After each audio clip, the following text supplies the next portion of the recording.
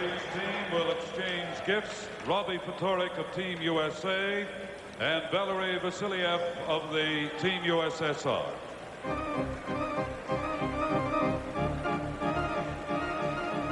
So the exchange of gifts have been completed. This is the Prism Canada Cup Network.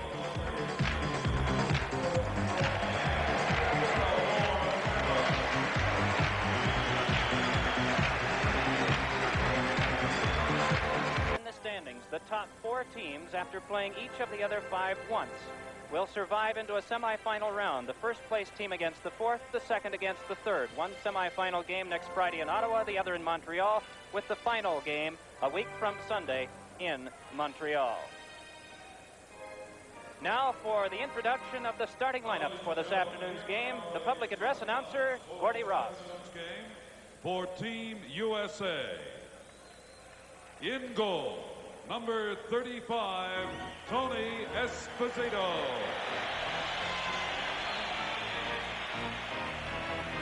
On left defense, number 23, Rod Langway. On right defense, number 6, Ken Morrow. On the left wing, number 9, Mark Johnson. On the right wing, number 27, Warren Miller. And at center ice, number 18, Mike Eves. Now the starting lineup for Team USSR. In goal, number 20, Vladislav Tretiak. On left defense, number 2, Vyacheslav Fedosov. On right defense, number 7, Alexei Kasatonov. On the left wing, number 24, Sergei Makarov. On the right wing, number 9, Vladimir Krutov. And at center ice, number 11, Igor Larionov.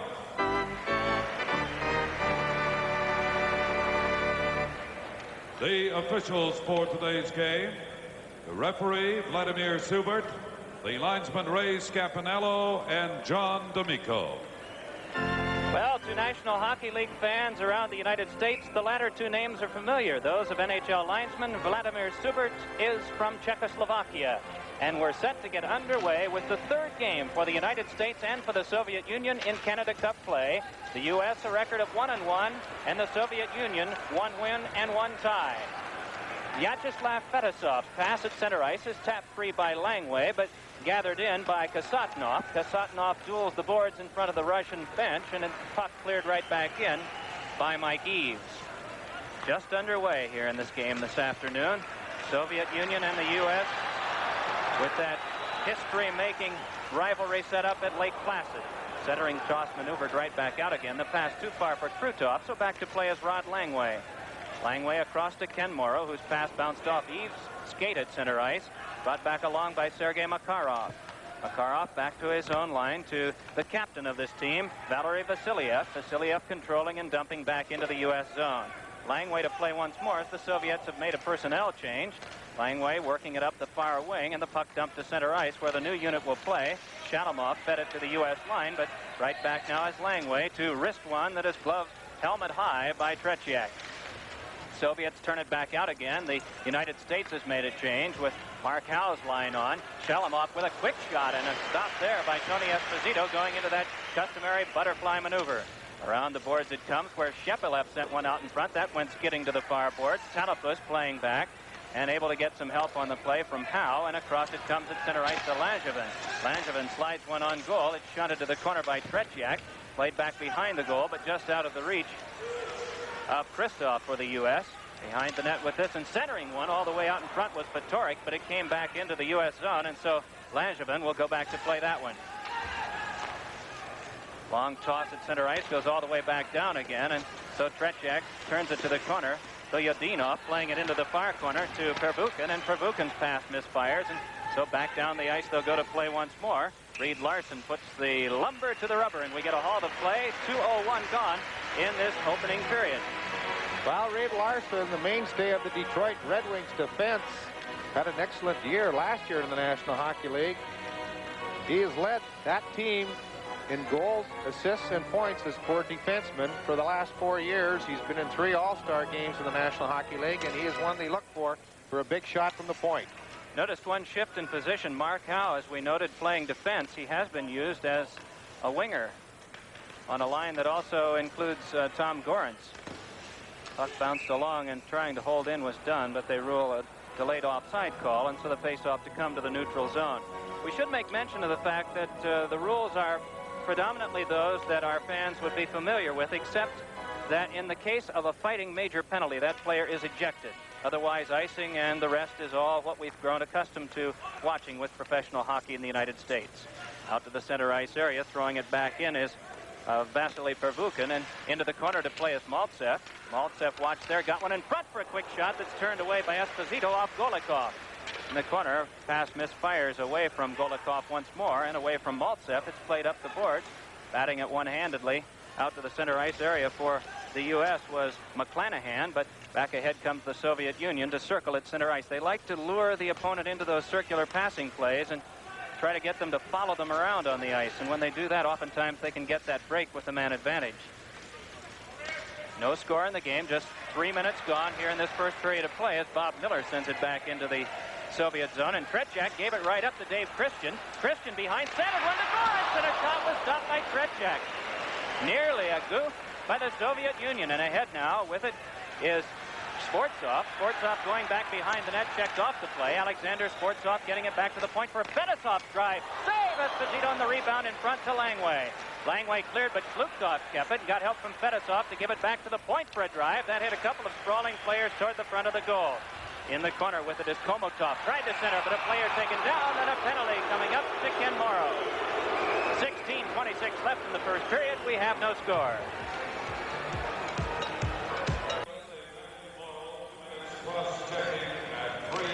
Krutov on the face-off, but sees the U.S. win it. Mark Howe behind the goal. Sends it around. Kasatnov kept it in. It's sent off the corner boards, and back it comes toward the Soviet point to be kept in there by Kasatnov. His pass, though, flagged down and sent back by Mark Howe. So it's Fedosov to set up, regarded as the Bobby Orr of hockey in the Soviet Union. Good puck handler, good scorer as well as an offensive and defensive defenseman. And Fedosov gets a chance here, but lost it to Johnson for a shot. It's stopped by Tretiak. 2 Soviet mistakes early in the game, and this one a rare thing for them while they have the power play. Ahead now with it is Makarov. Makarov given a stiff check by Langevin, but loose in front. Larionov with a pass off a skate and just wide of the net. Behind, it's poked around by Krutov, and it flops high into the air back into the Soviet zone, and so Fedosov will go back to get that. The Soviet players use their feet almost as well as their skates, Mike, as that pass was taken by that skate with that forward. This time it's Fatorik with a chance, but plays it wisely back to center ice as there were Soviets all around, and now Langway's pass just misses Fatorik, and Fedosov goes back to play. Fedosov around to Vladimir Krutov for the Soviet Union with 42 seconds left on the power play. No score first period, just over 15 minutes to go. Into the zone, carrying it, a pass went off the skate of Kapustin to the corner. Sergei Kapustin playing it there, got it to Makarov. Makarov in the corner, wedged to the boards, and with that a halt to play.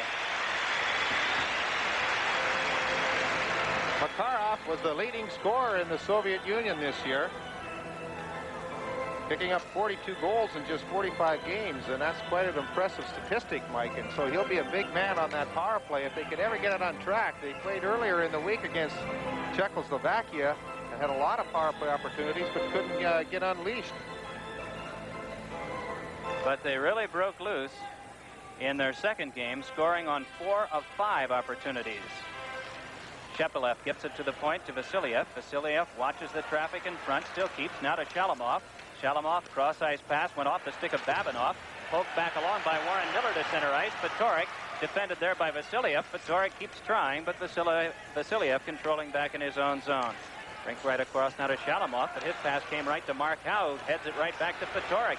Vitorik just dragging the puck to keep possession, then had it brushed off his stick by Shepelev, but right to Vitorik. Vitorik tried to get in front, but it was defended away by Shepelev as penalty time has expired. Two teams back at full strength. The U.S. looking much the sharper unit this afternoon.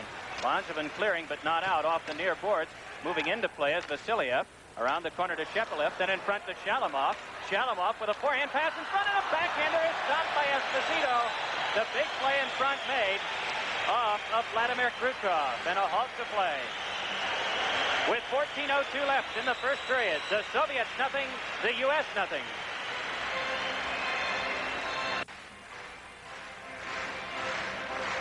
Esposito is carrying a 4.50 goals against average in the tournament so far, but he has been tested severely throughout most of the games.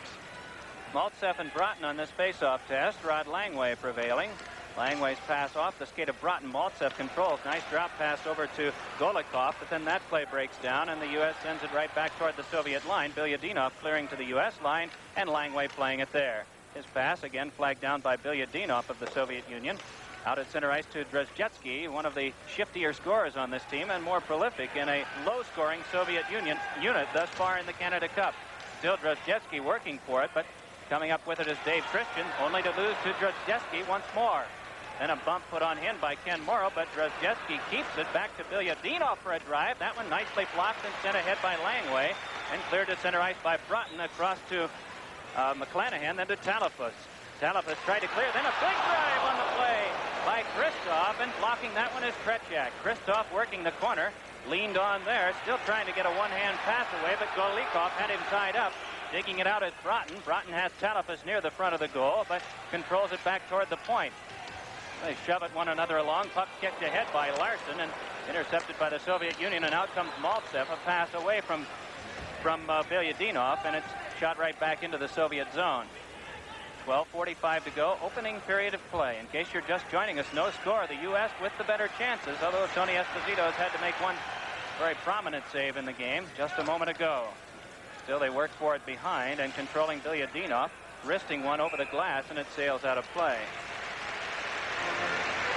It seems like the Soviets have been giving that puck away inside their own zone, Mike. They've made a couple of pretty bad passes up through the middle, and the USA team has been stationed there and have picked them off. Kristov had that excellent opportunity, and Tretiak just got a piece of it with his left skate, or else Kristov would have put the USA on the scoreboard. Christian with Bob Miller and Gorentz, the unit out, as Langevin's shot is knocked down by a sprawling Sportsov. Center ice, it's Bob Miller tapping it back into the Soviet zone, and over to play that one is Kasatnov. Kasatnov winding the boards to Sportsov, who checks soundly. Langevin able to keep to Christian, but then Christian's pass bounces back to center ice, and ahead with this one now is Komotov. Komotov moving in with a pass in front too, for a shot that stops off the stick of Klukov, and out to center ice it comes.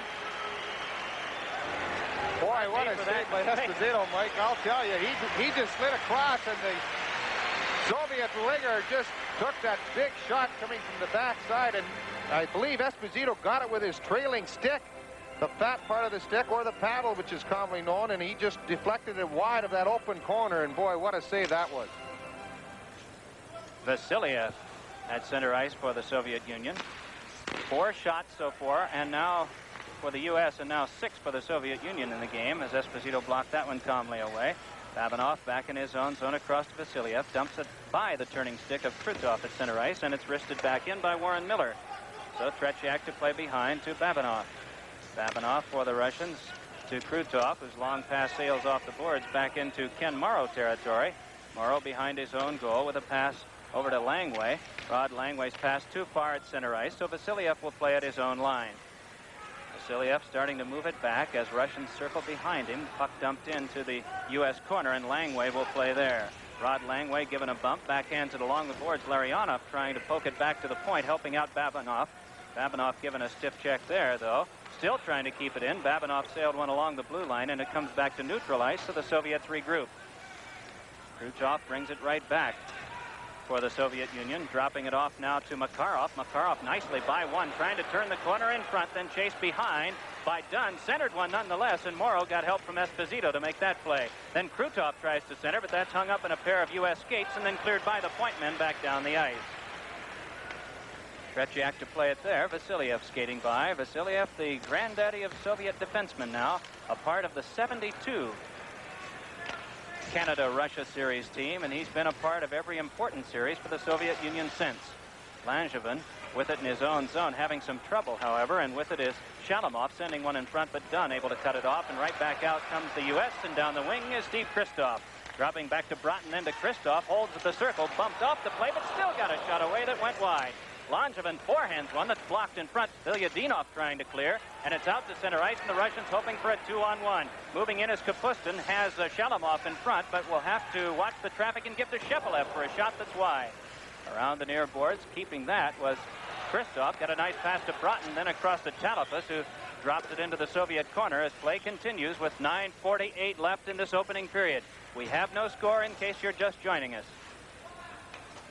Tony Esposito sets up for Langevin, and Langevin around the defensive boards now. An outlet pass floated free off a stick, so here's a chance for McClanahan, who moves in. McClanahan, though, lost it. It's cleared by Maltsev, but another attempt by Langevin is deflected wide in front. Behind his own net, Robbie Fatorik trying to chop one in front. Loose puck there. Still they scramble for it, and it's flipped away. And the puck comes free to center ice to Maltsev. Maltsev moving on Langevin in the U.S. zone, but offside is called with 9:13 left in period one. There is no score.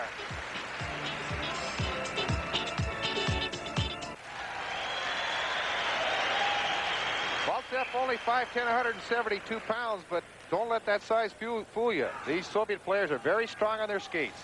No Soviet player has more than 2 points so far in the 2 games that have been played. Drozdetsky, one of the more prolific scorers on this team, has been held down as well. Bob Miller, a part of the 76 Olympic team, to Langway, whose pass hit off Gorence, but here's a break for the U.S. Moving in is Christian. And it comes to Gorence for the pass in front that's blocked by the sprawling Fedosov, and Fedosov just turns it to center ice. Ken Morrow back to Langway. Langway slides it up the boards, but Fedosov will play that one away and start toward Ken Morrow. Fedosov able to get into the zone, has a man on the wing, but can't play him because of the defense of Gorence. Along the near boards, to a side will freeze it, and we'll have a halt to play. Mike, you'll find the difference between the North American referees and the European ones is that the Europeans seem to let a lot of clutching and grabbing and interference go, where they'll call a lot of cross-checking and boarding. Tommy Gorence, member of the Philadelphia Flyers in the National Hockey League, played in Moscow in the Avestia tournament a few years ago. And the reference there on your screen to the University of Minnesota. Played for 2 years there for then coach Herb Brooks. Outlet pass nicely to Mark Johnson. Johnson moving on Vasiliev. Johnson had it poked away, but continued to pass behind the net. Centering toss out in front is cut off and brought right back out to center ice by the Soviets. Ahead now coming is Sportsov. Alexander Sportsov leaned on the play by Dunn and carried to the boards and glass. Langevin starts it right back for the U.S. No score with 8 minutes to go in this opening period of play. Controlling it in is Eves. Hands over to Johnson, but then he's bumped off the play by Zluktov. Zluktov had it poked away by Johnson, but Vasiliev has it behind. Vasiliev on across to Babinov, and Sergei Babinov headmans up the left wing at center ice to Komotov. Komotov moving on the U.S. line. And a quick shot by Zluktov went wide. Rebound to Komotov. Back on the point, Vasiliev. Forehander stopped by Esposito. Rebound Zluktov. In front to Komotov. Then again a backhander by Sportsov. Stopped by a sprawling Esposito and help in front from the defense. At center ice, Valery Vasiliev. Across now to Zluktov. As the U.S. makes a personnel change, Mark Howe coming out to work on defense with Langevin as Talafas intercepts at center ice and gives on to Kristoff. Nice pass ahead to Broughton for a shot that's kicked out by Tretiak. Talafas keeps it, tees it up for a shot, save, rebound loose in front, but the Soviet defenseman had blocked them off, and a penalty coming up as we have a delayed call on, but Tretiak on the loose puck. 7:02 left in period one. The U.S. to go on a power play. There's no score. Low side. 12:58 is the time of the penalty of the USSR. Interference will be the call for Fukin. The man picking up the penalty for the Soviets, and the USA will have the first crack at the power play in this period. Broughton with Kristoff and Talafas. Talafas to work the front of the goal once they get it set up. Langevin 1 point. He lets a shot go that ricocheted off the corner boards and came to Langway. Then to Christoph. Christoph along the boards, double teamed by the Soviets, but still keeps the puck away from Broughton. This one corralled behind the net by Fedosov and sent to center ice. So a minute 40 left on the power play. In case you're just joining us, no score in the game. 6:40 remaining in the first period. That passed dangerously near Maltsev, rescued by Langway, and at center ice on comes the U.S. moving in Christoph, but they rule an offside going in. Very close. Referee or linesman John D'Amico had that line very well covered. Steve Christoph made an excellent defensive play earlier in the period when it appeared Esposito was down and out, and the Russian player had a chance to take the shot. Christoph lifted his stick and took the puck away and carried the U.S. out of danger. But Christoph, a very prolific goal scorer for the Minnesota North Stars.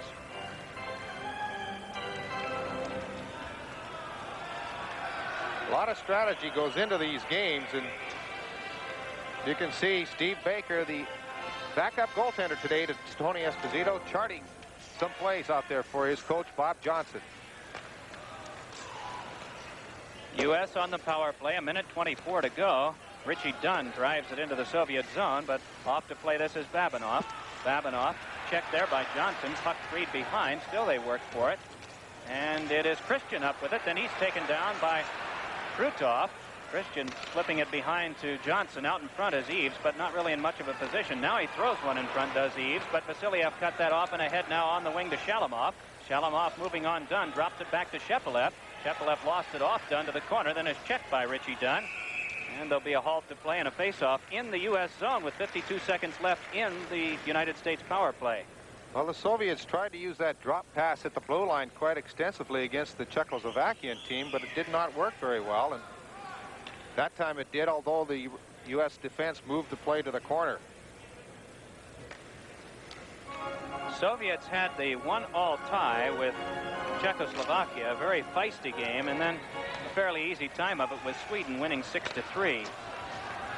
You'll see highlights of the USA Team Canada game during our first intermission. Langway to the corner, checked there by Vasiliev. Behind it's Babinov driving it along, but Langevin kept it. Set one in front, and it was deflected just wide by Langway. Rod Langway fed the point, but not yet arriving was Eves, and so it's Mike Eves back in his own zone across to Langevin, and then too far for Langway. Kasatnov for the Soviets drives it back out again with 20 seconds left on the power play. Then Langevin overskated. Esposito nearly made the move to come out and help out. Puck tossed free at center ice, and the Soviets able to defend it away once more. Shepelev is knocked down, though. Fedosov took a hard hit there from Langevin, and Fedosov will stay down. Langevin will come off. An elbowing call on Dave Langevin. And so, with 5:04 left in the first period, a power play to the Soviets. The score, the Soviets nothing, the U.S. nothing.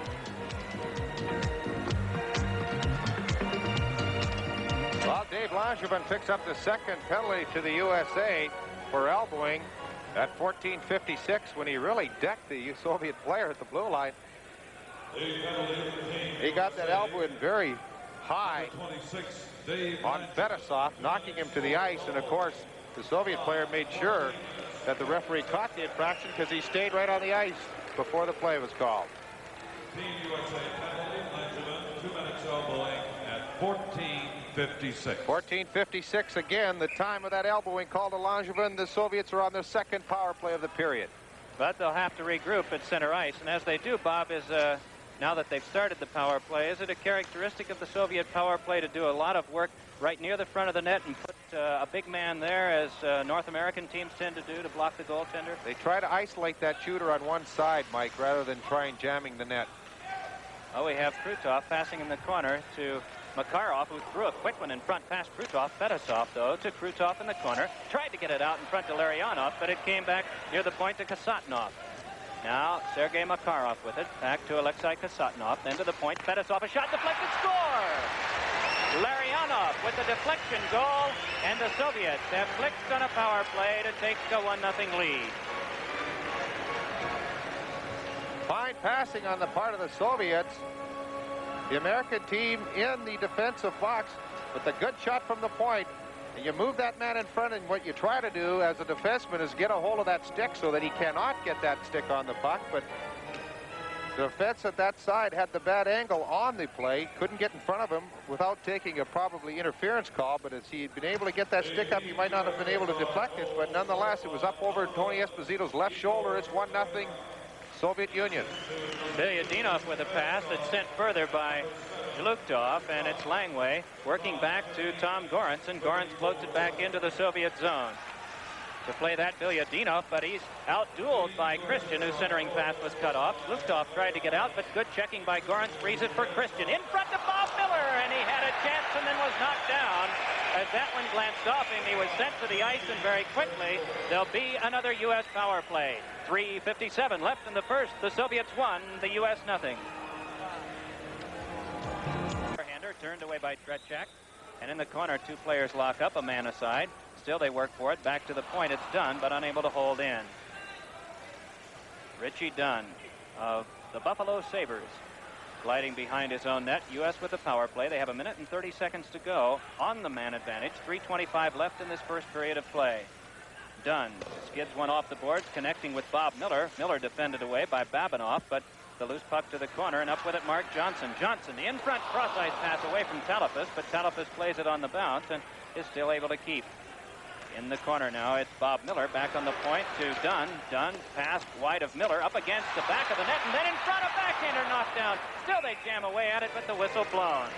Close call near the Soviet goal just a moment ago. As Vladislav Tretiak able to get the freeze on the bouncing puck, and you look at it from his vantage point, right from behind the net. Big scramble in front.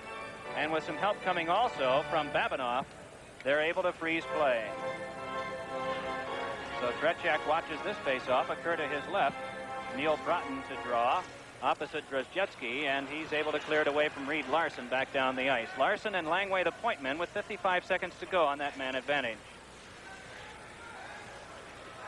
So Reed Larson of the Detroit Red Wings on Team USA gives a head now to Kristoff, who tries to turn by Kasatnov but can't. Puck cleared along but not out. Kept in for a pass from Broughton to Kristoff, but unable to control is Steve Kristoff, and Kasatnov clears but not out. Larson pinches to get it in the corner to Broughton. Broughton behind the goal, hoping to jam one in front, but Fetisov negates that, and we'll get another whistle and halt to play. And there you see, as we mentioned earlier, a man described as the Bobby Orr of the Soviet Union, Vyacheslav Fetisov. He was promoted from junior hockey to the USSR national team in 1978. Made that jump in 1 year. He had 9 points in the 7 games of the 1980 Olympics, and he has been a part of 3 World Cup champions, including the one this past spring in Sweden. Langway across to Larson. It bounced off his stick, so the U.S. will regroup at center ice, but then Larson gives it away, and Maltsev goes for a skate with it. Alexander Maltsev just controlling the puck and the clock. 12 seconds left on that power play, and the Soviets are going to chew up the remainder of this time. Kasatnov wrists it back down the ice, and Tony Esposito halts it behind. And with that, power play time will tick off the clock. Less than 2 minutes to go in this opening period as the teams go back to full and equal strength. Langevin met with a stiff check, and ahead with this now is Shalamov with Shepelev. Forehand shot by Shalamov, save Esposito, and the rebound came right underneath the sprawling goaltender for another halt to play. A lot has been said about Tony Esposito and the fact that just 25 days ago he became a citizen of the United States. And here you see him make the stop on Shalamov,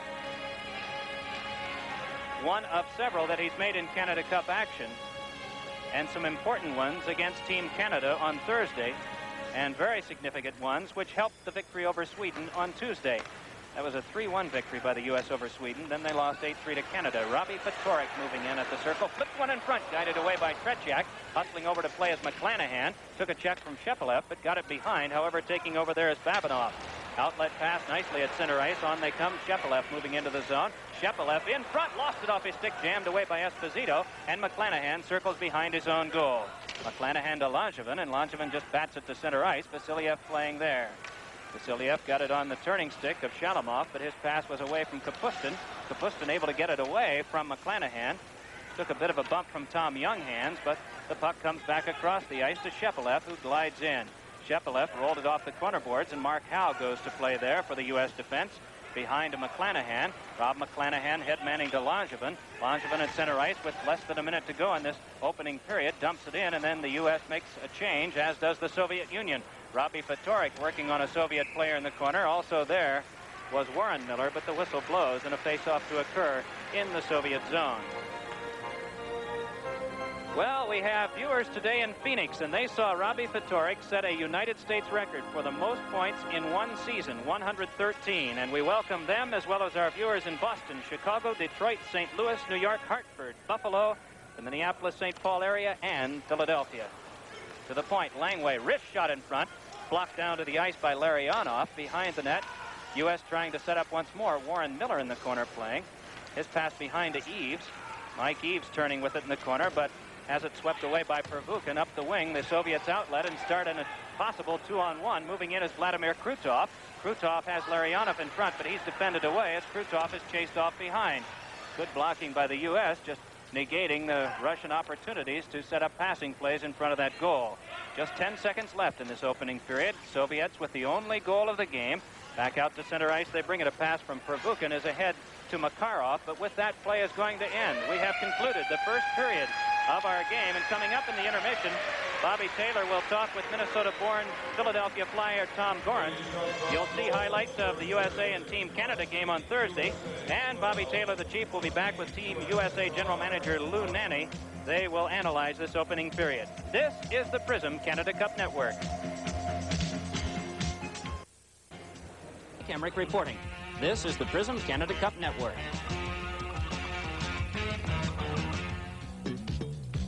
And you see this fella just slip by our defenseman. Now they always have somebody going for the net. He slides that puck across, and Tony had to move real quickly, and he stacked his pads right there. He made the save, but you get to really expect that from Tony. He's as fine a goaltender as ever played this game.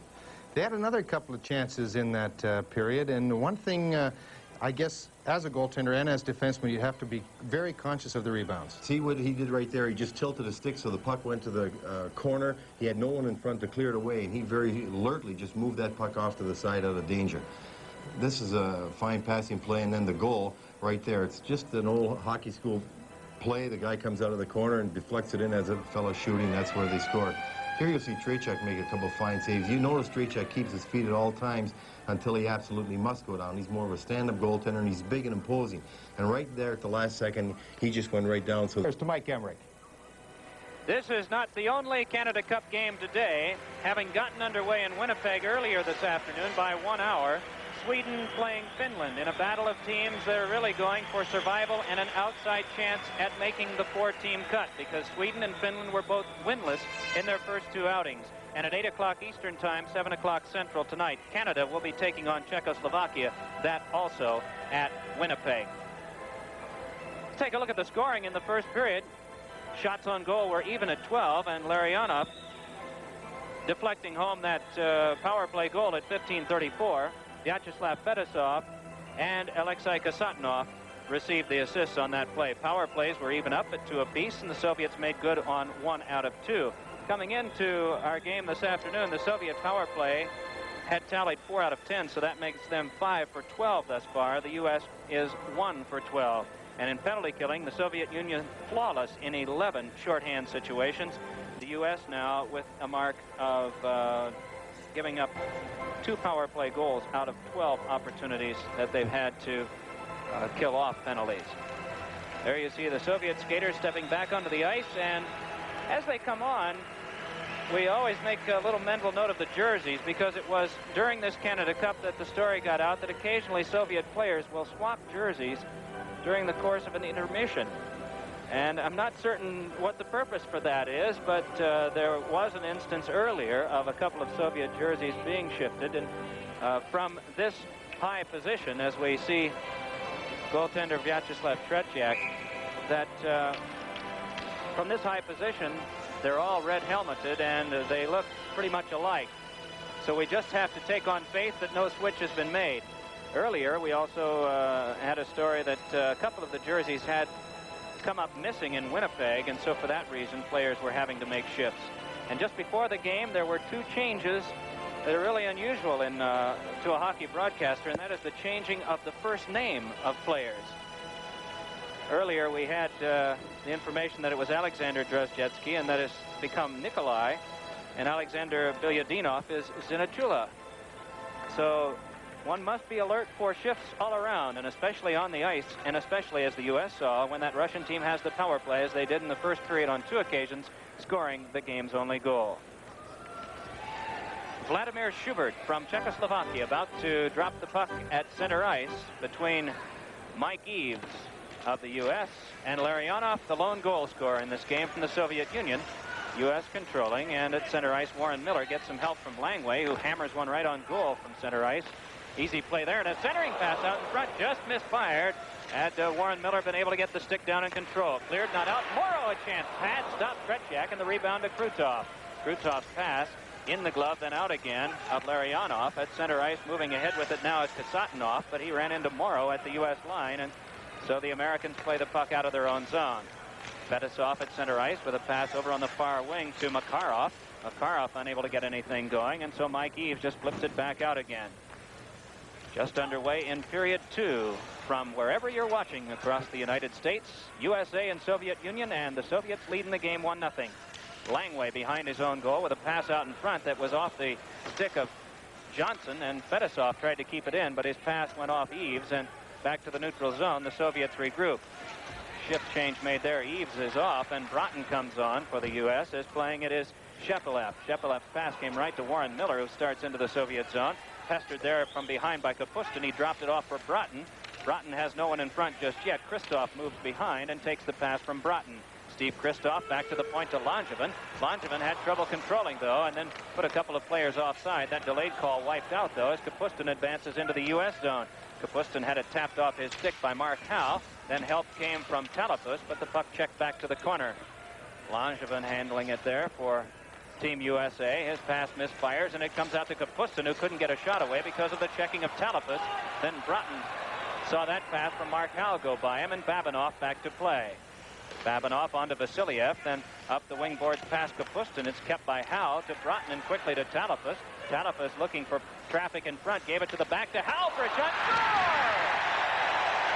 Neil Broughton deflected one that Tretiak grabbed, and then on the rebound pumps it in. And the United States has tied the game at 1. You watch it once more as Mark Howe's wrister deflected by Broughton. Tretiak saw the rebound in front, and Broughton quickly stuffs it home.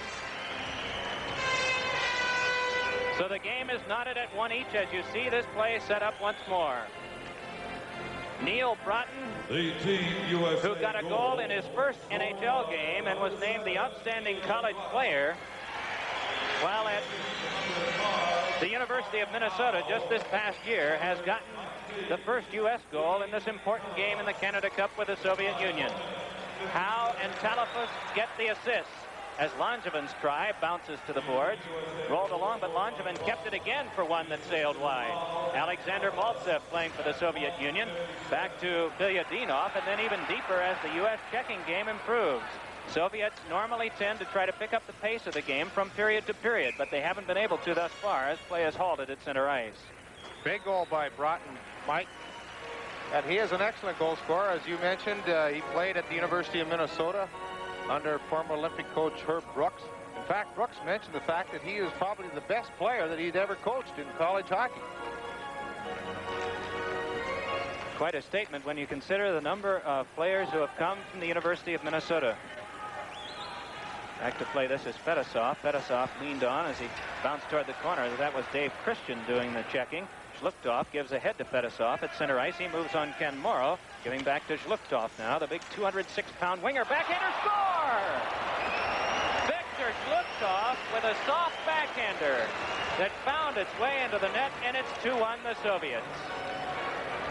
Puck was really misplayed by goaltender Esposito as Zhluktov was just moving and throwing the puck towards the net. And Esposito was handcuffed on the play. Just got a piece of it, but not enough as it found its way through, and this game is back in front for the USR 2-1, but a seemingly easy shot. Handcuffed Tony O. Hopefully not a significant goal for the Soviet Union. It certainly is one that has to take some of the wind away from the U.S. They'll need to come back here, as they had just scored to tie the game, and then the soft one. Puck cleared down the ice, and we'll have an icing call. So back near Tony Esposito, the faceoff will come. 2:52, the time of that goal. Fedosov will pick up the lone assist on the goal.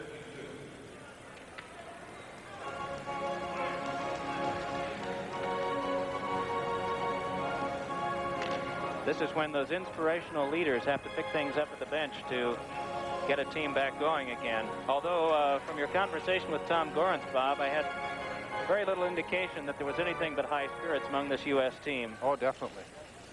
Here's Krutov with a shot, went off the stick of Eves, and is played behind by Mark Howe. Howe to the corner to Langevin. Langevin's pass up the wing flicked off the stick of Mark Johnson, so at center ice the Soviets retrieve. Krutov saw that pass go off his stick, so Mark Howe is back to play. Krutov the forechecker. Soviets leading in the game 2-1. Early part of the second period, 16.5 minutes to go. Puck thrown back to the Soviet line, and Sergei Babanov plays it there. Across now to Sergei Makarov. Soviets regrouping now deeper in their own zone as Krutov plays. Along it comes to Makarov. He moves on the U.S. line with 2 men back. Makarov to play back behind the net. Centered one in front. Score! Sergei Kapustin. Or was it Krutov? It was Krutov in front, who took the centering pass from Makarov and ripped it home. You really have to be conscious of those players coming in late on the play, because the Soviets love to use that drop pass, and it proved to be successful on this rush up the ice. Makarov moving in all the way in behind Esposito, and then just dropping it back. They had the whole U.S. team looking and watching the puck carrier. That allowed the Soviet player to come in and had the whole open net to put the team up by 2. Shepelev's pass does not connect, but Shepelev is knocked to the ice as he went to play the rebound off the boards, and with that play is halted. Doesn't appear to be any penalty coming up, but we do get a stoppage of play with 15:50 to go in the second period. The Soviets 3 and the U.S. 1. But some question their offensive ability. This one at center ice hops right back in. Larson gets help from Talipus to play it cross ice now. Moving in with it is Christoph. Christoph menaced by Bilyadinov to the corner. Bilyadinov throws a hit on Christoph. Still they play for the loose puck, jamming away, but Bilyadinov able to freeze, and then some conversation. And really the first set 2 of the game, and then stepping in was Dean Talipus to reinforce the U.S. position. Well, I think you'll find that a lot of occasions there'll be a lot of pushing and shoving, but both teams, in fact all the teams in this tournament, are well aware of the fact that if you do drop your gloves and fight, that you'll be out of this game or the game that you're fighting in. So that you might find an awful lot of pushing and shoving and a lot of talking to each other. Even though you can't understand the words, you can certainly understand the gestures and the tone of voice. Broughton goes with Sportsov, and the U.S. controls. McClanahan flipping one that went over the side glass and out of play. Well, Mike, I understand that we've had some video problems earlier in the game, and I hope that everything is all cleared up now so that we can still bring you an excellent hockey game, even though the USSR is behind, or is up rather, 2 goals, 3-1. Neil Broughton and Vladimir Golikov to go for this face-off, and from the tanglement the Soviets clear it out, and Richie Dunn goes back to play. Dunn for the U.S. flipping one high that was gloved out of play by Alexei Kasatonov, and so once again a stoppage of play and the face-off at center ice. No idea of an attendance figure yet here today. We will have one before we leave the air. Normally that comes to us in the third period, but the previous high was 11,700 and change for Thursday night's game, the highlights of which you saw during the first intermission, USA and Canada. Neil Broughton, who has the USA's only goal with a pass that went by Christoph down the ice, and once again we're going to get an icing call and a stoppage of play. 15 shots for the Soviets and 16 for the U.S. thus far, but the Soviets lead 3-1. Well, Alexei Kasatonov is one of the younger players brought over by Coach Victor Tikhonov in this Canada Cup Series. Just 21 years of age. He plays with the Army Club in the Soviet Union. Pretty big kid, 6'1", 200 pounds. Vasiliev is the elder statesman at 32 years of age. Maltsev also 32. Makarov is 30. Play near the front of the net, but block there, and the puck shot back down, and hustling back is Kasatnov as he touches up. We have an icing call once more. You know, at one time, Bob, as we take a look at one of the coaches, John Cunningham, who has just signed on as the assistant coach to the Hartford Whalers in the National Hockey League. Head coach Bob Johnson, coaching the University of Wisconsin, the winningest coach in collegiate hockey. Impressive record of .332, .164, and .22. 3 NCAA championships. Get on to that other thought I had a moment ago once we get another stoppage of play concerning the age of Soviet players. But it's Ken Morrow behind his own net for the U.S. Double teamed there, but able to wind it away to Langway. Rod Langway with a pass at center ice to Fatorik. Fatorik able to headman it up the wing. Moving in is McClanahan, but he can't get a shot away as he's chased off by Vasiliev. Along the boards, Komotov able to work it out to Zluktov, but his pass came ahead now to Sportsov. Alexander Sportsov trying to turn it from behind, but Langway defended nicely there, and back comes the U.S. Rob McClanahan, a member of that 1980 Olympic team, giving on to Robbie Fatorik, but it's poked away from him calmly by Vasiliev at the Soviet line. This one bounces off Babinov to the neutral zone. U.S. still locking up at center ice, hoping to get possession back, but Sportsov able to get it to Zluktov. Tommy Gorance knocked that away, but Sportsov recovers quickly and brings it back in. Wrist shot was wide of the net. Off the boards, Babinov pinching in to keep play in the U.S. defensive zone, but all the way the boards it rolls to Fatorik at center ice, lost to Zluktov. Then Fatorik able to get it right back again. Seems to be some action away from the puck that the fans are oohing and ahhing about as Fatorik was checked to the boards, the puck to Langway, then right back to Fatorik, who has Gorance to the left of the goal. Robbie Fatorik in front, but that one kicked away by Vasily Pervukin, and Pervukin gives it to Krutov. Then on at center ice to Makarov. Has Zluktov on the wing. Zluktov tried to return pass, but it's off Langway, and Rod Langway just slides it along to Bob Miller, then back again to Langway. 13:05 left in the second period. In case you're just joining us, the score of the game 3-1, the Soviet Union leading. 1-1 after one, and the Soviets getting 2 here in the second. Vasiliev winds one around the boards, but it comes freely to center ice. Mark Howe playing there in some traffic in front of the U.S. bench. Flipped one in, but it's quickly brought out by Vasiliev. His pass back checked away by Bob Miller and dropped right back in the Soviet zone again.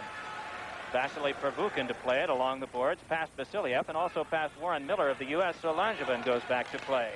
Dave Langevin's pass by Bob Miller, and so the Soviets bring it back. Makarov's pass came right to Bob Miller as he was busy avoiding a check. Mark Howe's pass too stiff for Langevin, and so the two teams just trading possession at center ice during a good deal of the last couple of minutes. Lariana thrust toward the net, was wiped out, and back comes Warren Miller. Miller's pass off the boards, poked free by Vilyadinov, but kept by Mark Johnson to Warren Miller. Warren Miller tried to get to the front of the net, but was defended there. Miller after it, but getting it as Vilyadinov will not clear it by Larson. Larson loads the gun, a shot knocked down. Rebound brought back up by Pervukin as he's hooked to the ice. With it is Johnson at the neutral zone for the USA. Johnson slugging it right back into the Soviet zone as play continues, moving it along as Pervukin. He's hit soundly there by Warren Miller, and the puck cleared back where Richie Dunn plays at the U.S. line. Dunn with a pass on the turning stick of Mike Eaves. Eaves with Talafus moving to the front of the goal. Plays that one off the boards, does Talafus. Talafus chased there with the high stick of Shepelev. Dropped it toward the corner, but it's poked away by Pervukin. Along the board, still they fight for it, and Johnson able to get it as far as the point. Then Dunn lost his balance, and ahead come the Soviets. Here's a 2-on-1 possibility. Moving in with it is Shalamov. Wrist shot just wide. And around it goes where Shepelev plays. Shepelev dropped it for Shalamov, but it was brought right back out to center ice by Johnson. Moving on in is Mark Johnson. Had it poked away from behind, but still able to control in the traffic. Then Shepelev kicked it free, but with it is Langevin. Langevin for the U.S. as he gets Talafus in front with a forehand stiff shot that rattled off the glass. Kapustin with a forehand pass at center ice. Across it comes to Shalamov with Shepelev the trailer. Shalamov at the circle in front, and Kapustin banned on it. Rebound played by the U.S., and they just slide it out to center ice and out of harm's way.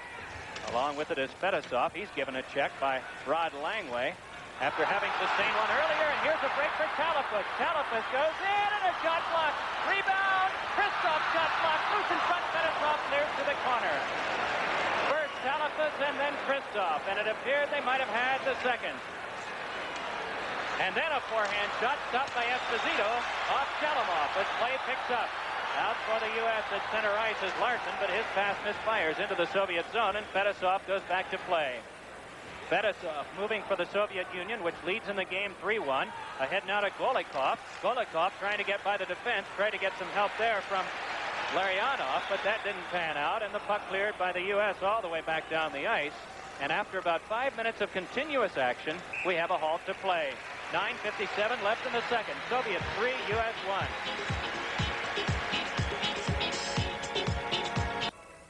But 9:57 remains in this second period. 3-1 to USSR, and the United States is starting to come on. Zhlukov and Fatorik for the faceoff. Zhlukov, a rising shot, and it wound up right in the goaltender's pads. And Bob, that's probably why when they teach goaltending, they say keep those things together and hold that side off. That's what they say, Mike. Keep the legs closed and the eyes open. A lot of times goaltenders get it reversed. Esposito will watch this one again to his right as we look camera left, and on with this one is Babinov. His pass flicked loose and came up to Mark Howe. Howe head manning at center ice. Got it along to McClanahan. Quick wrist shot. Turned away by Trechek. McClanahan digging behind the net. Tied up there by Babinov, but he got a pass loose to Younghans in the corner. Younghans tried to center, but that one deflected away by Babinov, and out come the Soviets. Lukhtov at center ice, across on the wing to Sportsov. Sportsov had it poked away, still not out of the U.S. defensive zone, and now poked free to center ice. Soviets regroup with Sergei Babinov playing it at his own line. Pass deflected up the wing by Lukhtov, but sent ahead by Fatorik, and they rule an illegal pass on that play, and so that halts the action with 9:16 left in the second. Rob McClanahan played for the Buffalo Sabres in the National Hockey League out of St. Paul. He was the third pick from University of Minnesota, but he's the guy that scored a very big goal for the U.S. team in that gold medal winning year. In fact, it was the winning goal against Finland, the team they had to beat in order to win the gold medal. Larson to Bob Miller, then on to Dave Christian. Rolls it into the Soviet zone. Gorentz after it, but arriving first Pervukin to clear it toward the corner. Bob Miller took a bump, but got it to Gorentz, then behind the net to Christian. Christian, as Bob Miller is taken down in front of the goal, couldn't get the centering pass free, of course, because he was flat on the ice as a ripper goes wide from Richie Dunn. Krutov at center ice saw his pass bounce back in off Bob Miller. Then play goes toward the U.S. line. Richie Dunn to Christian on the wing to Bob Miller. Opposite wing to Gorentz. Gorentz trying to get through the traffic, but it's swept away by Bilyadinov. Bilyadinov able to work it along the boards, but Reed Larson again to hold it in. To Christian behind the goal. To Bob Miller, who centered one off the back of the net. Coming across is Larson in the slot. His pass was off Tom Gorentz, and Krutov will start it back out to Larionov. Then back again to Vladimir Kutrov. Left it behind for Sergei Makarov. Makarov had it poked away by Christian, and for the U.S., Bob Miller clears it high into the air. It pops back into the Soviet zone.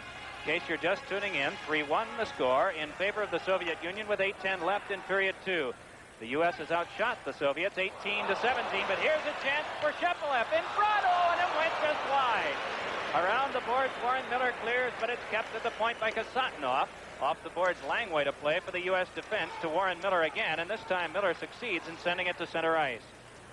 Back along come the Soviets again. Fedosov left it off to Shepelev, who had a very close call just now. Kapustin, a rising shot blocked by Esposito, and we're going to get a whistle and a penalty call.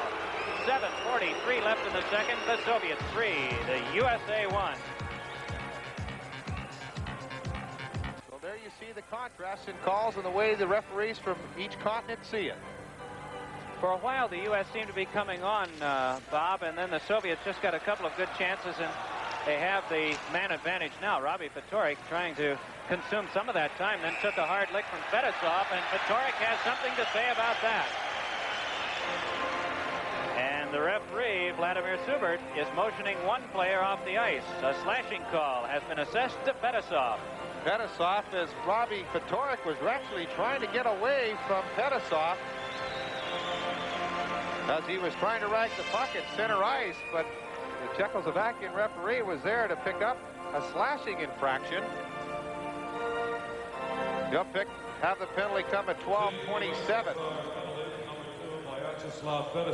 Fedosov, 2 minutes for slashing. 12:27. Christian and Gorentz for the shorthanded USA team up front as Mark now tries to penetrate the defense. Tretiak shuttles it to the corner. Banked off for Vasiliev, who's locked up with Christian behind. Then Gorentz comes over to help out. Tom Gorentz wheels out near the blue line, still controlling and looking for a pass to Langevin. Then a return to Gorentz. Then to the left of the goal to Christian. Back for the point, but by Langevin and back down the ice. So Esposito sets it up for New York Islanders defenseman Dave Langevin. Along it comes to Christian. Headman's at center ice. Across to Mark Howe. Here's Howe breaking in on the wing to Goran. Oh, and the shot tipped wide. Maltsev. For the Soviet Union, both teams a man short. As a close call there for the U.S. Maltsev moving back in. Gets by one. Maltsev in front. Got it to Babinoff, but that one slipped off Esposito and was wide. Babinoff behind the goal to the corner. Still controlling the puck, looking things over. Both teams a man short as Maltsev tried to get to the front, but was tripped up on the play by Langevin, and the puck sailed all the way back down the ice. Both teams are short a man, so there will be an icing call here, and that will stop the clock with 6:23 to go in the second. The Soviets 3, the U.S. 1. 3-1, the Soviets lead the USA. We have 6:23 remaining in the second period. Krutov and Mike Eaves for the face-off, picked up by Larson. Larson hammers one around the boards. Mark Johnson checked off the puck. So at center ice, the Soviets regroup again. Vasily Provukin back to Krutov. Soviets don't mind going deep to circle, hoping to lure players into following them. That seemed to be what happened on the second Soviet goal, the first one of this period. They lead in this game 3-1. Moving in now is Krutov. Krutov leaned on by Dunn. Puck out in front, but Makarov unable to get much on that one, and so the U.S. brings it back. At center ice, Richie Dunn at the Soviet line. Dunn looks to the front where Johnson is, sent one on goal that was casually blocked away by Tretiak. Larson tried to shoot one in front, but Krutov was checking tightly there. Vladimir Krutov for the Soviet Union passed it behind Makarov. U.S. with a power play that has just 3 seconds left now, as turning with it is Richie Dunn. Now that penalty time has expired. The team's back at full strength. In the corner, it's Talafas. Talafas trying to turn away from the defender Makarov. Talafas still controlling behind the goal, has a man out in front. It's Neil Broughton, but Talafas checked off, so Broughton helps out, but then lost, and it's cleared out by Fedosov back into the USA zone. Dunn racing back for this, and we'll have an icing call. 5:12 left in the second period. The Soviets 3, the United States 1.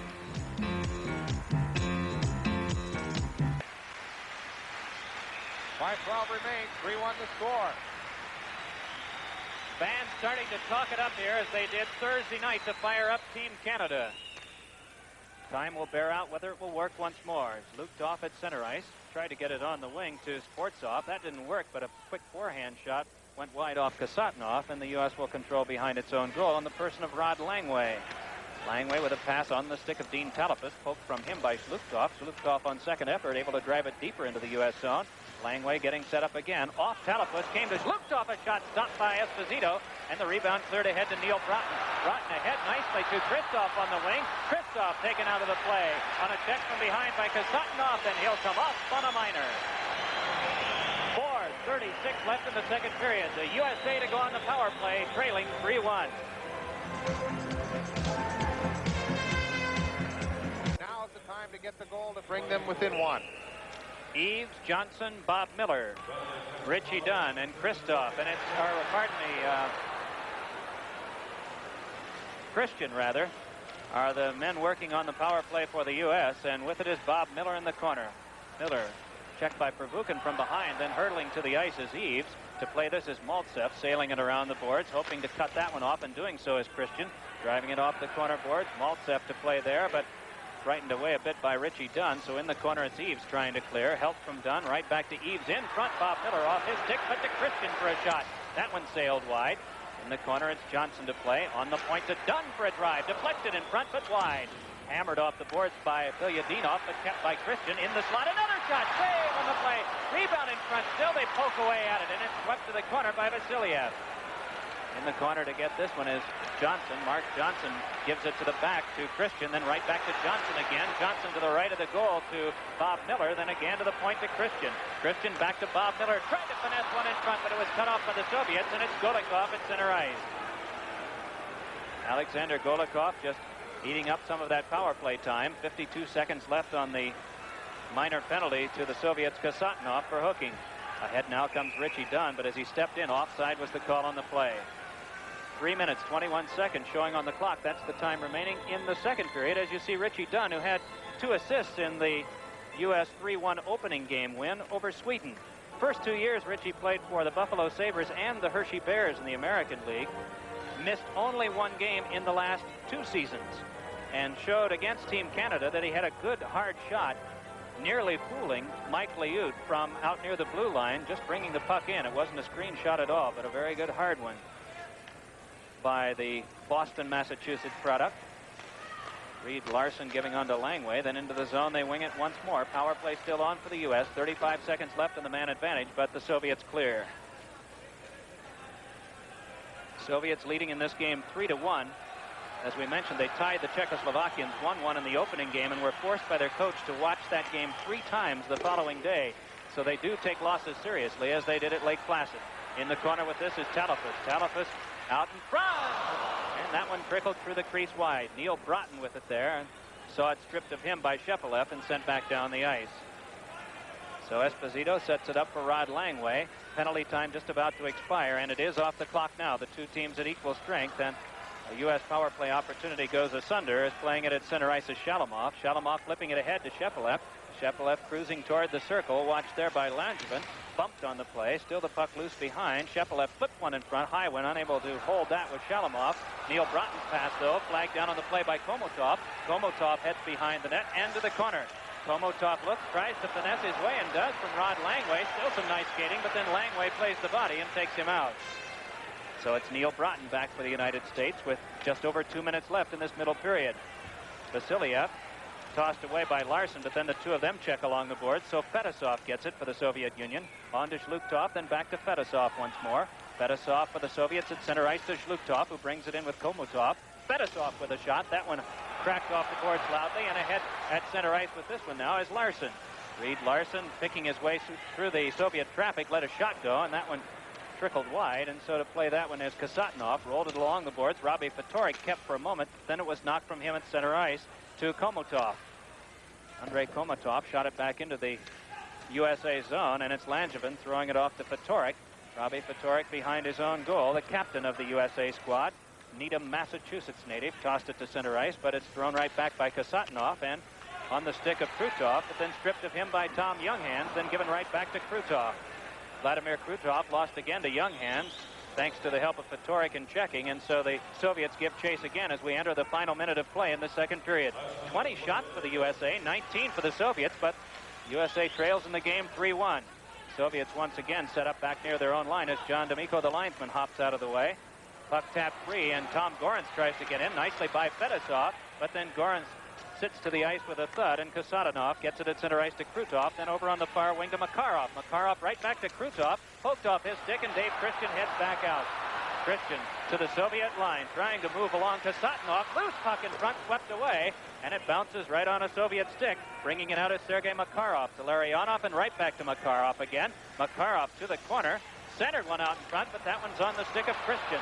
Dave Christian with 20 seconds left in the period, bringing it back along with Bobby Miller. Christian's pass, though, was by Miller to the corner. Miller checked off, and the puck taken by Bilyadinov, and ahead now it's Krutov at center ice to Makarov, then back to Krutov as the final seconds wind off the clock, and we're going to end this second period of play with a chance toward the net that's negated by a poke check, and the score will be at the end of 2 periods, the USSR 3, the USA 1. This is the Prism Canada Cup Network. 3-1 the score after 2 periods of play. USSR leading the United States. And with me is Neil Broughton.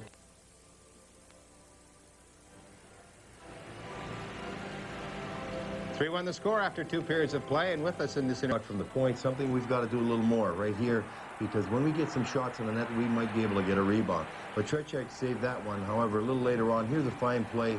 You're going to see the goal set up because Mark Howe, back in the point, takes a look right after he receives his pass from Talafas.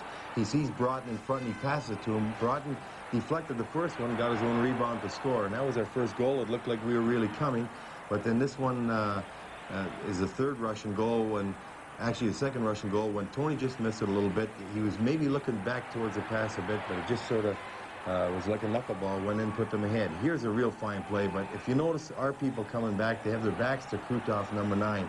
As Makarov's going the outside, Krutov right there just coming into your pictures all alone. You've got to pick that man up. They always go to the net alone, and it was just an open goal for him. As a matter of fact, Mark Howe and Tony both almost got a piece of it because it looked like he relaxed.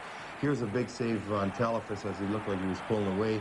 Tretiak not only makes the first save, but Christoph on the second one is deflected off the defenseman's stick. And that's just the way things have gone near the end of that period for us. Take a look at the scoring in the second period of play. It was Neil Broughton for the United States, converting from Howe and Talafus at 1:57, but 55 seconds later, Victor Schluchthoff getting his first of the Canada Cup competition to make it a 2-1 game, and then shortly after that, Vladimir Krutov at 3:55 from Makarov and Babinov. Fedosov getting the lone assist on the goal by Schluchthoff. We have one other game being played this afternoon. It is nearly over in Winnipeg, Sweden, nearly making it over for Finland for all practical purposes in the tournament. 5-0 late in the third period. Both of those teams entered today's game winless in 2 outings, and it would be almost impossible for Finland to come back and gain a berth in the semifinals. Again, to review, 6 teams are entered. Each plays the other once. Then they compute standings, just as you would in any professional hockey league. 2 points to a win, 1 for a tie, none for a loss. First against the 4th place team, second against the 3rd place team in the semifinals, with the final game a week from Sunday in Montreal. There you see the games that are coming up. Sweden, Finland, we just gave you tonight. Canada playing against Czechoslovakia. On Monday in Montreal, Canada versus Sweden, and in Winnipeg, a pair of games, the Czechs against the Americans and the Soviets versus Finland. We might mention, too, for those of you who are going to be following the standings of the Canada Cup, that should a team be tied with another for a position in the standings, the tiebreaker is how that team did against the tied team in the preliminary round. If there was a tie, as in the case of the Soviets and Czechoslovakia, then they go to a formula of plus-minus, with the team having the largest positive difference between goals scored and goals yielded, or if both happen to be in the negative column, the one having the smallest negative number between goals for and goals yielded. Leading scorers in Canada Cup competition, there's no surprise, all Canadians. Wayne Gretzky with 4 and 3 for 7. Gilbert Perreault, his line mate, 2 and 5 for 7. And then Trottier and Bossy, part of the New York Islander line that Scotty Bowman has, with Clark Gillies. Guy Lafleur, the other member of the Gretzky-Perreault line, also among the top scorers in Canada Cup competition. Leading goaltender is Carol Lang of Czechoslovakia, who, going into the 3rd day of play, had the lowest goals against average of 1.0. Mike Liud of Team Canada with a 1.50. We mentioned that the United States will be playing in Winnipeg on Monday against Czechoslovakia. Then it will wrap up the preliminary round of Canada Cup competition on Wednesday, playing in Montreal against Finland. Vladimir Schubert, the referee, is just about set to drop the puck to start the 3rd period. Only 1 goal scored in the first, that by Larionov. And then second period goals to Neil Broughton of the U.S., followed up by Victor Schluchthoff and Vladimir Krutov of the Soviet Union. And that's where we stand, 3-1, as we are underway in the 3rd period. And Rod Langway quickly across to Morrow, but his pass chipped away by Larionov at center ice, and Fedosov tried to connect with Makarov, but back into the U.S. zone it goes. With it is Langway behind his own goal for the United States. Pass over to Eaves at center ice. Mike Eaves rolling it off the boards, hoping to link up there. It came right out in front, but was tapped away harmlessly to the corner by Kasatonov. Still, they're unable to get out, though. Then Johnson bumped, and the puck squirts free to center ice. Makarov going for it there with Langway, and emerging with it Kasatonov. Kasatonov for the Soviet Union, for Makarov, but it's by both him and Christoph deep into the U.S. zone. Rod Langway playing there. Pass one by Warren Miller, that's to the point to Fedosov. Fedosov's pass in front to Shepelev, but that one didn't work out, and Christoph gives out at center ice just by Eaves. Fedosov starts it right back the other way, giving it across to Drozdetsky. Drozdetsky with a shot that went off Langway to the corner, and along the board still they work for it. A tie-up right near the referee Schubert, and emerging with it is Christoph.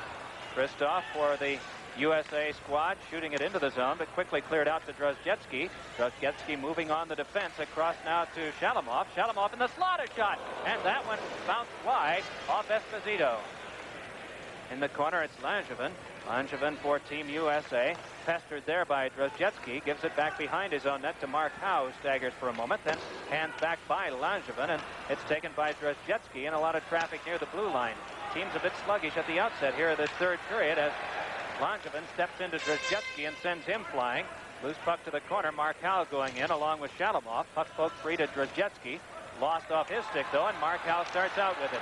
Here's Howe at center ice with wingers on either side, but it goes off the left wing Broughton and back into Soviet territory for Vasiliev to play, but he gave it right away. Centering pass out in front. Pops free deep in the slot, and coming up with it, Komotov.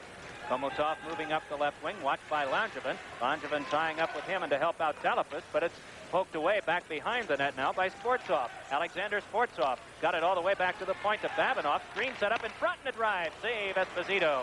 And starting back with it is Christoph. Christoph head manning to Broughton, then a shift change coming up for the U.S. as that play malfunctions at the Soviet line.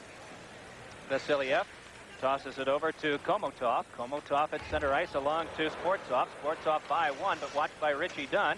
Dropping it off now to Komotov. Komotov got behind the net, had it checked off his stick by Esposito, the goaltender. Dunn goes for it along with Zhlukov, but the U.S. able to control in some traffic and bunt it out to center ice. Vervuken backhanded it along, and it's on the stick of Komotov, who's given a check by Dunn. Larson comes by to pick it up for the United States. Larson right back out, but his pass tipped off of McClanahan, and so the Soviets regroup at their own line. On the turning stick, this one comes of Drzezinski, who stepped into by Larson, and the puck poked away by Patorik, but with it is Vilyadinov back in his own zone to Vervuken, then right back out again. So it's Richie Dunn advancing it into the Soviet end. Here's Dunn with a quick forehander, juggled by Tretiak, and the puck cleared back down the ice. So Richie Dunn with a good rising shot, but that one halted and icing called. 16:42 left in period 3. The Soviets 3, the USA 1. I would think the USA would have to start taking longer shots, Mike. They can't seem to work in very close to the goaltender. Penetration nearly impossible as Bob Miller leans with Vervuken behind the net, and the Soviets emerge with it. At center ice, Vilyadinov handing off to Golikov. Golikov carrying to the corner. Centering pass in front, and Boltsov sent it just wide. Morrow pass on to Tom Gorentz. Gorentz at center ice flipped one that was off Vilyadinov. He and Bob Miller jostle a bit for it. In the neutral zone, Drzezinski across to Maltsev. Maltsev just circling at center ice, picks up his wingers along the way, and back they go deeper. The puck eventually to Golikov. Vladimir Golikov checked at center ice by Christian. Loose puck. Bob Miller goes for it, but Vilyadinov cleared it away. Then Langway shot it back into the Soviet zone. No icing here as Vervuken taps off to Vilyadinov. Vilyadinov, watched by Bob Miller, poked it away from him, and ahead it came to Golikov. Then over on the far wing to Krutov. Dropped past to Maltsev. Tried to get it in front, but it was broken up by the USA defense. And back comes Dave Christian.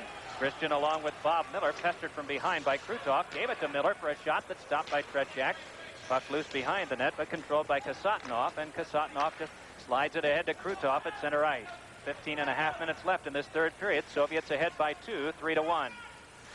Behind his own net is Warren Miller. Miller passes over to Langevin, and Big Dave Langevin wheels it to center ice, but passed it by Johnson. Down the ice to the corner it goes. Johnson ties up with Fedosov, and around the boards Langevin, unable to make a play, falls, and out with it is Makarov. Makarov moving in on Warren Miller. Makarov to the slot, checked by Miller. Pass broken up by Howe. Mark Johnson bumped off by Makarov, but the loose one at center ice, and here's a break for Warren Miller. Miller tried to get the shot away, but was defended nicely there by Larionov. Behind the net, still they go for it, and up with it is Fedosov. Fedosov's pass ahead to Makarov at center ice, then cross ice over to Larionov. Larionov trying to get by the defense, but Richie Dunn brushed that one away. To the corner to play that one, Warren Miller behind to Richie Dunn. Then over on the near side, it's outletted by Mark Johnson, but picking it up Makarov. Soviets leading by 2, just over 14.5 minutes to go, third period, as here's a chance for Christoph as he moves in, but has the puck hung up in a broken stick, and so a turnover to the Soviets. Ahead now, Drzezinski. Drzezinski started in, but offside was called on the play. Close checking. Once the team gets inside the other's blue line, they seem to be going end to end, and a lot of play at center ice. Bob Johnson, of course, very concerned with that 2-goal deficit. He's the coach of the USA team, but his philosophy, rather, is real strong defensive hockey and winning by 1-2 goals. But right now, he's going to have to open up a little bit as he's down by 2. Johnson said before the outset of the Canada Cup competition, if it's a 7-2 game, chances are we have not won it. Tight one, like a 3-2, we should win them. Feels that defensive style, as Bob mentioned, is the key. Around the boards, trying to clear out with Drozhetsky. Ran into some U.S. traffic there. Talafas trying to center, locked up with Babinoff. Still they go for the puck in the corner. It's kicked free along to Neil Broughton. Broughton back in the corner as a centering pass they try to get a centering pass out, I should say, and that one malfunctioned. So once again, the U.S. playing in the Soviet zone, trying to get it set up. Not too much penetration as Christoph has it behind his own goal. Christoph circling, gets help from Langevin there. Langevin behind the net now to Broughton. Broughton with the only U.S. goal so far. Had it knocked off his stick by Shepelev, but Broughton got it back again behind the goal. Centered one in front for a drive, and that one knocked away by a skate to center ice, and ahead with this one now. Moving in is Drozhetsky in front, chased off by Dunn. Now a centering pass, and he hits the goal post. That was Shepelev. Drozhetsky defended nicely by Dunn, and then Shepelev hit the goal post. Verbuchen at center ice to Drozhetsky, back again to Shalamov. Shepelev has come to the bench in favor of Zhlukov, and that passed well by Zhlukov and back down the ice. Langway goes to play this, and we'll have an icing call. 13 minutes left, third period. The Soviets 3, the United States 1. Just after that, they had a good chance as they hit the goal post, and then Esposito blocked the centering pass, and that's such a key for a goaltender to block those pass-outs from the corner behind the net. Bilyadinov over to Komotov, but U.S. forechecking tenacious, and the puck comes towards Fatorik, but away from him by Bilyadinov, and an attempt again for Komotov, whose pass was ahead to Zhlukov at center ice. Zhlukov moving in, watched by Langway. Zhlukov a shot high on Esposito, and he clumps the glove down to freeze play. Let's take time out for station identification on the Prism Canada Cup Network.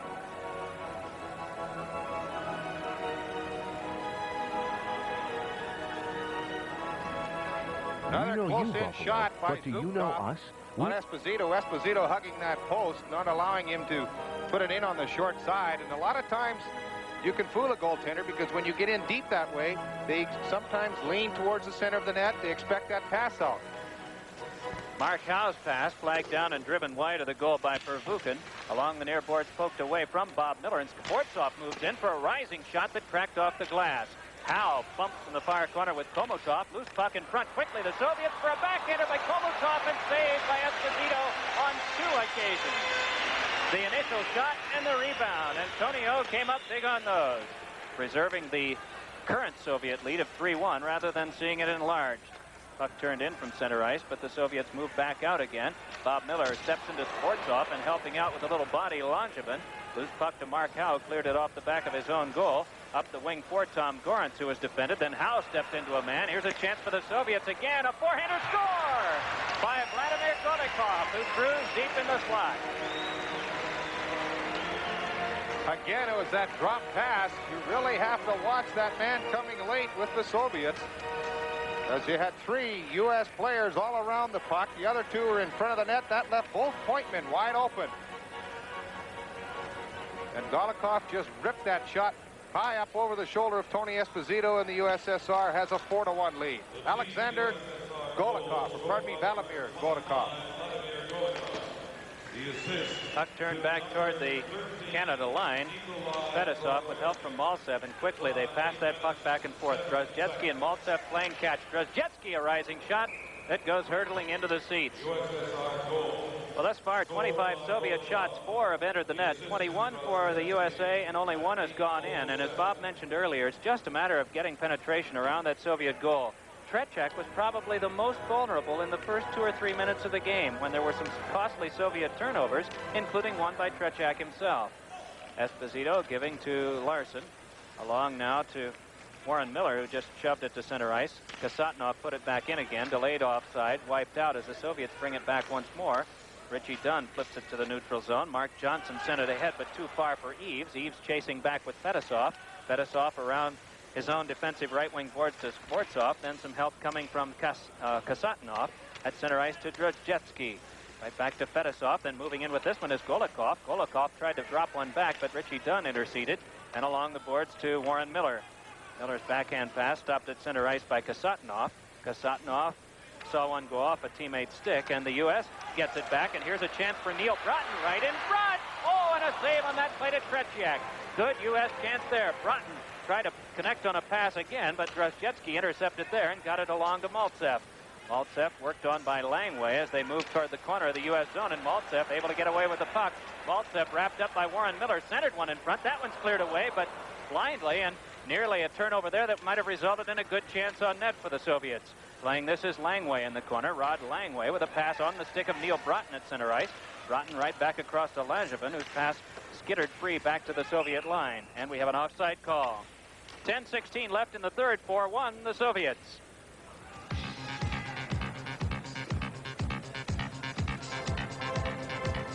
Larionov to draw for this one. Larionov, the owner of the first goal of the game. And that held up through the first period. U.S. got one early in the second as we see another icing call. And then the Soviets came storming back with 2 in the second and 1 here in the third. 10:09 remains, Mike. A lot of time, really, because this game can be broken open at any time, but you need to get a goal quickly. When you're down by 3, you have only 10 minutes to make that difference up, but you can bet that the coach of the USSR, Tikhonov, is going to make sure that his players watch for those scoring breaks. The brain trust is Tikhonov of the 76 Canada Cup team. The Challenge Cup team is a big drive by Christoph is knocked loose by Tretiak. Here's Brock with a drive, and that one trapped by a sprawling Babanov. That's the key right now. The U.S. has to get those shots away because Tretiak is not controlling his rebounds very well at this stage of the game. He's getting the big shot, but they're coming right back out, and if the USA team can get in there and jump on that rebound, they're going to increase their opportunity. Tretiak with a shot up high, just blocking it, not catching it, not smothering it. It came right out again, a good 20 feet out. And it wasn't for the fine play by Babanov. Tretiak would have had to make another save.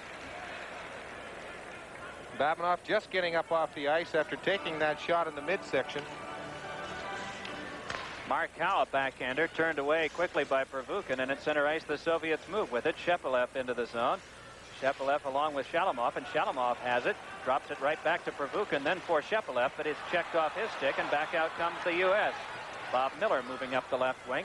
Miller hung up there, gets the puck back again, then down he goes in front, and the fans want a penalty call, but they'll not get it. Playing in the corner is Shepelev, sidled up to by Tom Gorentz. Christian digging for it there, along with Bilyadinov. Bilyadinov and Christian, inadvertently for Christian, intentionally for Bilyadinov, freezing the puck to the boards, and a face-off to come near Tretiak. Well, Tommy Gorentz has had a couple of good opportunities for USA, and he has failed to put them home. He played very well in this tournament, though, and Coach Bob Johnson was extremely pleased with his play, and I think he was a little bit surprised as well, Mike, is the fact that Tommy worked so hard and skated so well. He said he had trouble scoring goals, but he sure can play the game otherwise. Young man developed in the Philadelphia Flyers chain. 2 years for the American Hockey League's Maine Mariners as Eves sent one wide. Around it comes to Fatorik. Fatorik drops one behind the goal.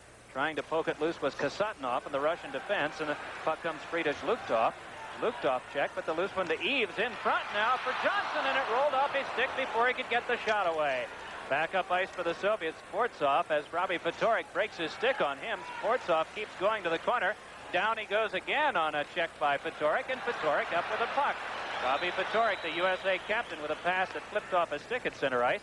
Back it comes just under the glove of Komotov. Komotov going into the corner, getting the stick up a bit with Richie Dunn, and Dunn prevails with the puck. Dunn just bouncing one back to center ice. Kasatnov playing it there on the turning stick of Sportsov, but poked from him by Langevin.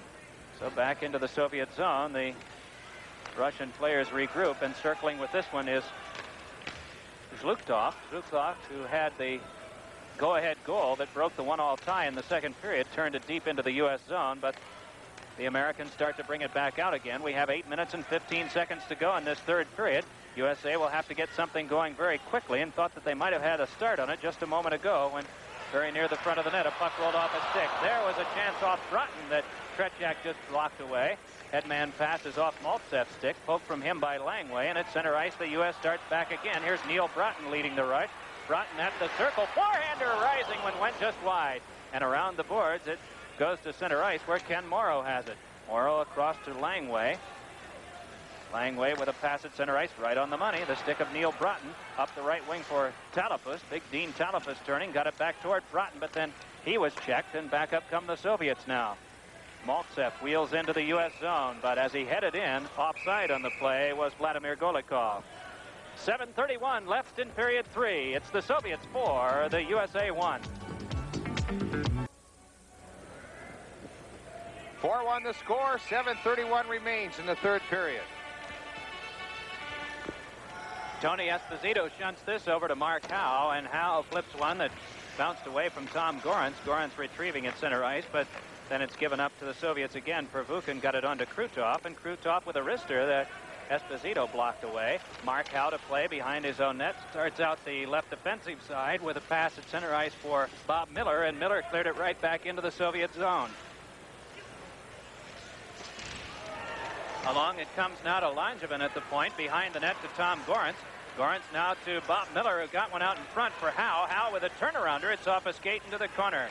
Christian playing it there. Behind for Gorence, but he's checked. Gorence still sparring, and the puck worked free by Pervukin, but not out. Howe with another drive. That one floated in front and went wide. Bob Miller in the corner, behind the net to Gorence. Gorence tied up to the corner by Pervukin. Still the two of them go for it, and some sticks going high near the goal, and two players will come off. You can almost see that going to happen, Mike. 6:37 left in the third period. A pair of penalties coming up. The score of the game. The Soviets 4, the USA 1. 14:23 is the time of the penalties, and I believe they're for high sticking. Richie Dunn is parked back at the lower right of your screen, top of the circle for the face-off. Tie up there, but the puck to Johnson. Wrist shot, save, rebound in front, and Eaves couldn't get a hold of it. In the corner now, it is Shepelev giving behind his own net to Fedosov. Fedosov forechecked by Mike Eaves once more. Loose puck cleared blindly by Kasatonov, but it popped off a U.S. stick to Shepelev. Cross it comes to Shalamov. Shalamov with Shepelev breaking, has it poke-checked away. Loose puck goes to Fedosov. Fedosov heading behind the goal. Fedosov out in front. Backhander trickled through the crease wide. Richie Dunn for the USA defense. Cross-ice pass almost on the stick of Shalamov, but at center ice moving along with it now is Reed Larson. Larson's pass went off Kasatonov, and Shepelev gives up to Shalamov off the center ice boards. Shalamov moving in, couldn't get by Richie Dunn. Shalamov working for it there, but it came along to Fatorik, defended by Shepelev. Fatorik still going for it, trying to get away from Kasatonov, still working to the corner, and Robbie Fatorik prevails. Has a man in front. Fatorik trying to turn the corner at the circle, got it to Langway. Langway behind the net, tried to tuck one around in front, but on top of it is Tretiak. And now Langway and Fedosov are having a few words with each other, but quickly the USSR defense came to the end of Tretiak as he covered up on the short side and to prevent that stuffing chance on the part of Richie Dunn or Robbie Fatorik. Well, whenever the USA has had that scoring opportunity, there's been a Russian stick in the way, or else goaltender Tretiak has had his leg, stick, and glove in the way. And they've really played well in front of him, only allowing him that first shot. And most goaltenders, when you get into this caliber of play, will get at least 98% of those first shots. It's the rebounds, the screens, and the tip-ins that are the tough ones to make the saves on. Neil Broughton and Shlukhtov tie up on the face-off, and Broughton got it over for a drive by Christoph that went off the boards to center ice. Morrow playing cross-ice to Rod Langway. Langway on the turning stick of Steve Christoph. Christoph for the U.S., which trails in the game 4-1, just 5 minutes and 12 seconds to go. Handing off to Langway. Rod Langway tried for a backhand pass, but it came harmlessly away to Shlukhtov, who sent it up the wing to Sportsov. Sportsov moving in. Forehander stopped by Esposito, and Tony seals it.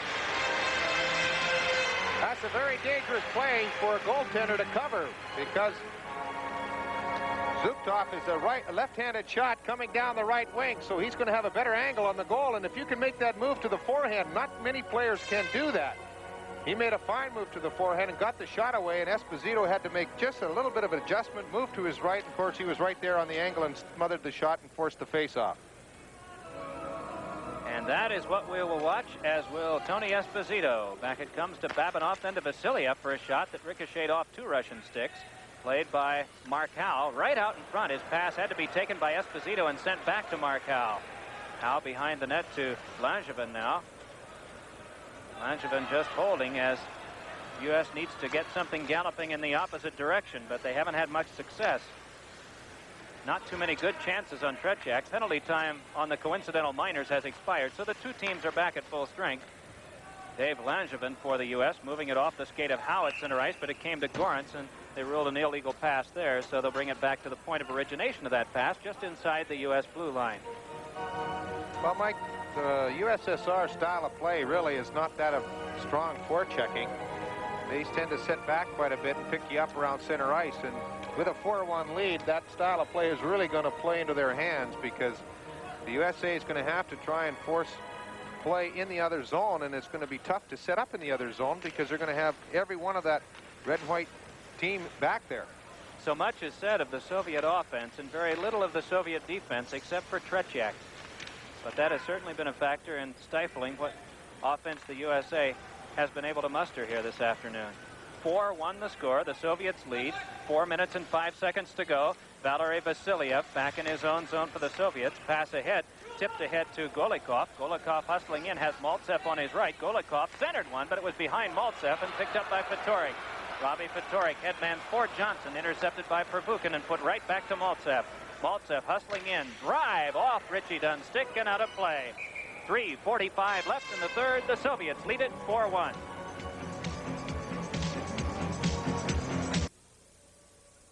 Larionov on the face-off to draw with Neil Broughton, and it's Christoph working back to Morrow. His pass off Krutov's stick, and at center ice Dean Talafis drops it into the Soviet zone. Christoph hustling in, ties up there with Vilyadinov, and ahead with it are the Soviets once more. At center ice it's Makarov. Pass off Krutov's stick. Krutov and Tony Esposito go after it, and they're hung up with each other. Also there is Morrow as the puck squirts to the corner. Krutov got a stick on it once more, and then he and Langway got the sticks up as the U.S. brings it back out to center ice. Neil Broughton tied up from behind by Larionov, and that forced a man offside as Broughton was held up just outside the blue line. So with 3:13 left in the third period and the score 4-1 in favor of the Soviets, faceoff will be back in the neutral zone. 29 shots so far on the game for the Soviets and 25 for Team USA. We mentioned at the top of the show that 7 members of that 1980 Olympic team are in the lineup today. 1 was scratched. That was Bill Baker. Broughton, Morrow, Christian Johnson, McClanahan, and Christoph are the other 6. From the faceoff, this comes to Langevin, then over to Mark Howe. Nicely by 1. Here's Howe at the circle. Centered one in front, but it bounced off a stick and couldn't be handled by Bobby Miller. Soviets try to clear once more, but Gorance moves in and is able to keep play deeper in that Soviet zone for a moment. They clear it back into the U.S. end. Mark Howe skating it down there. Howe with a pass that is slowed by Miller for Gorance to carry in. Gorance's pass ahead of Christian goes to the corner. Christian going in along with Kasatonov. The two of them lock up, and Bob Miller slings one in front. That hops toward Gorance. Gorance skating freely with it over to Howe. Then off the boards by Christian. It goes toward Bob Miller, but is guided away by Kasatonov. Pinching in is Langevin. Got it behind the net for Bob Miller, who's sealed up for a moment by Kasatonov. So Christian's there to help out. Got it to Gorance. Tom Gorance heads back behind the net. Tried to turn the corner one-handedly. Was shoved off by Fedosov. Gorance will try it again. Around in front. Down he goes. And Fedosov plays for the Soviets.